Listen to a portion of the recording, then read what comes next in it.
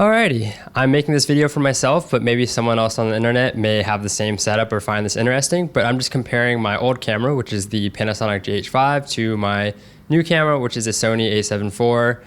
It is a bit of an unfair comparison because on the Sony side, I am shooting it in log and then I'll color grade it. And I'm also using a much nicer lens, which is the Sigma 16-28.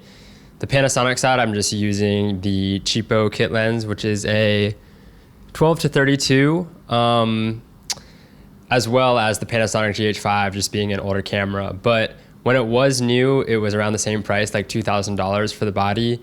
And I got this Sony A7 IV body for like $1,800. So frankly, I would say it's not an unfair comparison to compare the two if you just keep in mind that the Sony A7 IV is probably like 4 or 5 years newer. But the lens and also something else that's making it unfair is I'm shooting the Panasonic GH5 just in 8-bit normal color, not shooting it in log, whereas in the Sony A7 IV side, I am shooting it in 10-bit video, and I'm shooting it in like Sony's log, which is S-Log3, I guess, and then I'll color grade it. I guess I might as well also show the differences in the onboard mics.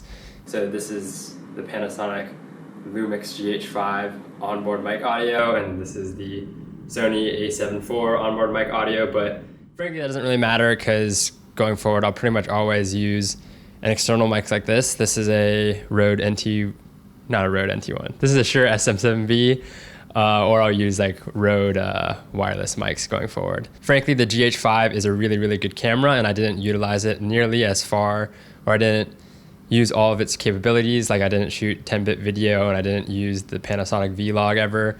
And I really wish I did. I probably should have given it more justice with a better lens, but either way, I wanted a new toy. And I think hopefully this full frame sensor will be better for low light situations like this. So it's a nice progression. Like I used to have a APS-C crop sensor with my first DSLR was the Canon 650D. And then I got this Panasonic GH5, which is a micro four thirds camera. And then now I finally have my first full frame.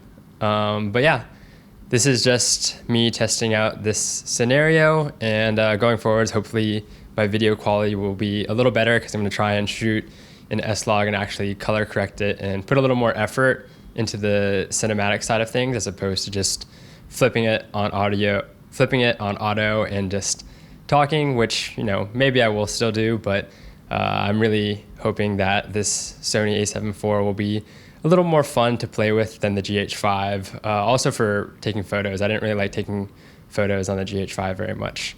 But yeah.